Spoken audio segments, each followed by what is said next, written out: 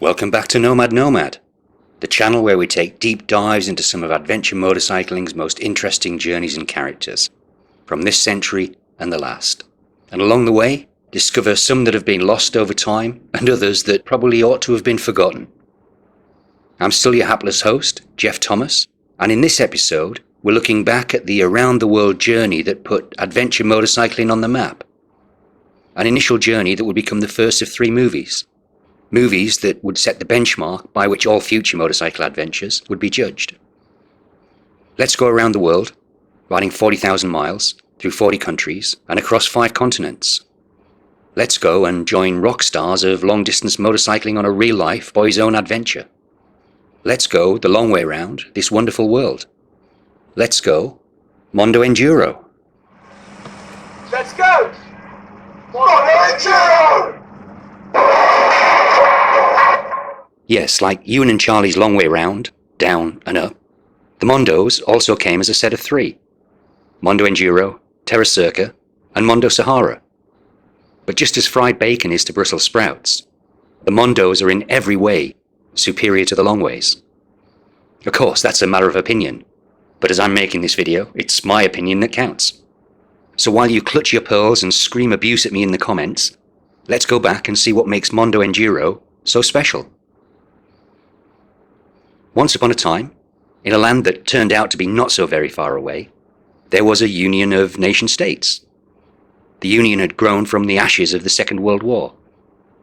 But when in an attempt to undermine and oust that union's leadership failed, a populist politician by the name of Boris had seized the opportunity and propelled himself into a position of ultimate power.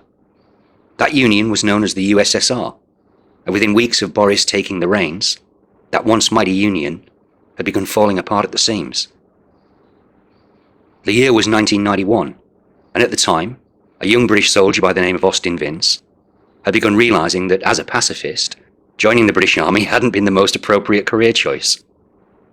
So, making the best of a bad situation, he discreetly laid down his weapon, completed his degree on the Army's pound, and after retraining to become an educator, had gone on to rejoin civilian life as a teacher at Mill Hill School in North London.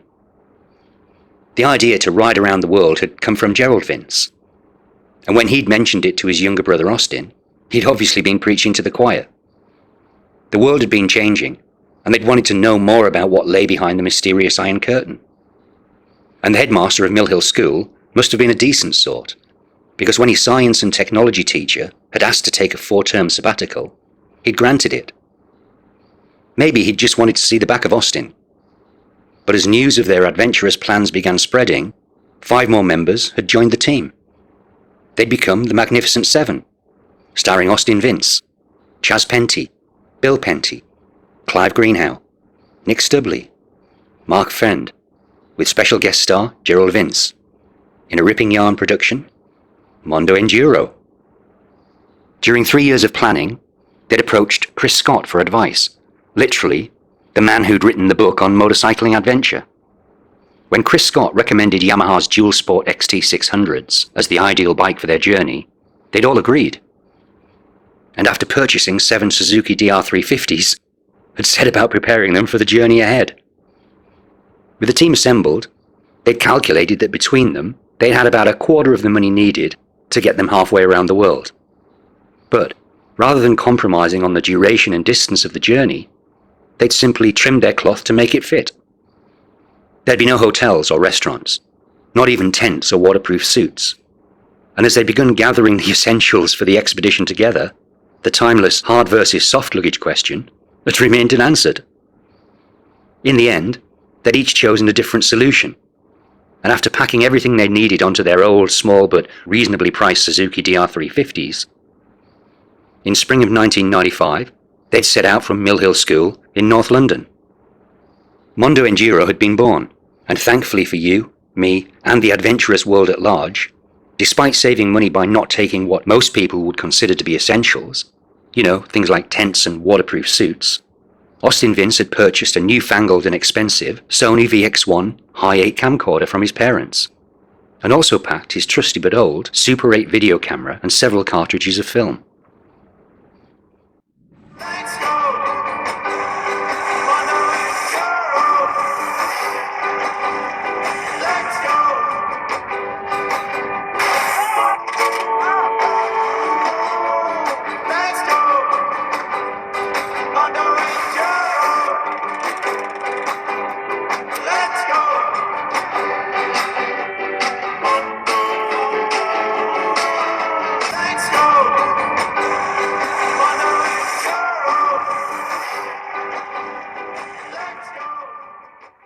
Dyslexa, to settle the Mondo Enduro versus Long Way Round argument, can you tell us which is the best motorcycle adventure movie of all time?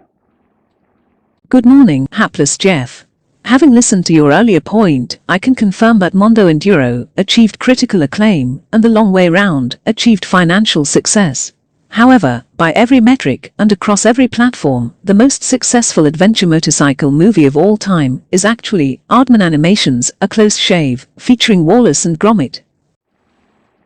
Well, Dyslexa's clearly wearing the wrong trousers this morning. But even though my feelings are no match for her facts, I still stand by my point that the Mondos are superior in every way to the Long Ways. It's not just that I found Mondos to be grittier, more down-to-earth, real-world adventures, journeys where problems couldn't be beaten to death with a bag full of money, all of which are true. But the way that Austin Vince captured and then presented the Mondo journeys just elevated them to an entirely different level. Despite knowing very little about riding around the world on motorbikes, Austin Vince had clearly understood the art of storytelling, and as a teacher, he'd been able to convey that understanding to the rest of his team. And even though there'd been no script for any of them to follow, from the moment they'd ridden their reasonably priced Suzukis out of Mill Hill School, they'd each become unlikely stars in one of the finest motorcycle movies ever made. Rather than their lack of experience being a burden, it had actually been a blessing, and without anyone there to tell them otherwise, they'd just assumed that every problem had a solution. Although some might consider that to be foolhardy and naive, I know from my own experience that ignorance can be bliss. And as they crossed Europe, entered Asia and ridden into the stands, any problems that had arisen were solved with gumption and smiles. Good things happen to those who wait, but also to those who keep on moving. And whether it be finding a perfectly sized set of wheel bearings for a stricken bike in a dumpster, faking a motorcycle ownership document with an unofficial stamp and an ink pad, or finding a random group of gold miners who just happened to be able to form new sets of sprockets for their bikes, they'd managed to keep their spirits high and their journey moving onwards. Leaving Irkutsk in central Russia, they'd entered Siberia with just a basic map to follow, but as they'd only been half a road, with the Trans-Siberian Railway for company, they'd soldiered on riding east. That story would be recognised by travellers of today, but back in 1995, even Boris Yeltsin's government had considered it too bold to announce that the highway joining the west and east of their vast country had already been built. With the Trans-Siberian Railway as a reference point, they'd followed tracks forged by military vehicles patrolling Russia's extensive borders with Mongolia and China.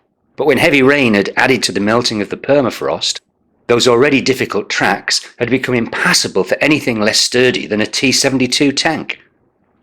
For 2 long weeks, they'd soldiered on in the belief that over the horizon, conditions and progress would improve. But having covered just 110 miles in 14 wet and exhausting days, they'd christened that soggy bog beneath them the Zilov Gap and sought help from the trusty friend beside them, the 8th member of Mondo Enduro, the Trans-Siberian Railway. As they'd loaded their broken bodies and motorbikes into boxcars, they'd taken it as a defeat. But despite the battle being a significant one, when after conquering the Road of Bones they'd ridden triumphantly into the far eastern town of Magadan, the war had still been theirs to win. Without wishing to send a spoiler, 5 years later in Terra Circa, a reformed team would return to Siberia and master the Zilov Gap. But as Mondo Enduro continued eastwards to North America, they'd taken a sharp right in Alaska and headed south towards the southern tip of South America.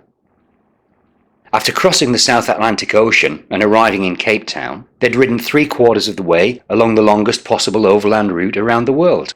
And after riding through the Kingdom of Saudi Arabia and northwards into Europe, they'd then turned west for the first time and made their way back to the slightly damper Kingdom of Great Britain. After riding 40,000 miles through 40 countries, they'd arrived back at Mill Hill School, the place where 440 days earlier it had all begun, as record-breaking heroes. Well, having ridden the longest possible route around the world in the shortest recorded time, the Magnificent Seven of Mondo Enduro had set a new world record. However, in that particular pint of creamy-topped stout, there'd been one little fly, and that fly had been their failure to mention anything to the good people at Guinness before they'd left London. Oh well, You can't win 'em all. But in a time long before home editing software became a thing, and with professional editing studios costing £450 an hour to rent, had it not been for the Discovery Channel stepping forwards, those 40 hours of footage that became what we know today as Mondo Enduro would have never made it to our screens. That would have been an amazing loss to the world. And without the movie, there would never have been any demand for the book. The collection of diary entries by alternating members of the team. Beyond the memories of those on the journeys, Mondo Enduro would have been lost. I'll be brave enough to say that without Mondo Enduro, the idea for Long Way Round would never have been sparked. So whether you agree with my earlier statement about Mondo Enduro being superior to the Long Way Round, or not, without the former, the latter would never have happened. And although the book Mondo Enduro appears to be currently out of print, by visiting Austin Vince's website or Duke Motorcycle TV, a copy of the much praised masterpiece of movie making can be yours for a reasonable fee. I have a strange feeling that you might need an old-fangled DVD player to watch it on, but given the obvious effort that went into making it, any effort required to watch it will certainly be worth it. Anyway, once again, we seem to have rudely raced through an adventure that deserves far more of our time.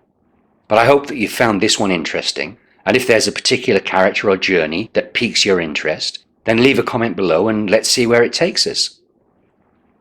So once again, I've been Geoff Thomas, reminding you to always ride safe, leaving more smiles and miles behind you. And until next time, bye-bye now.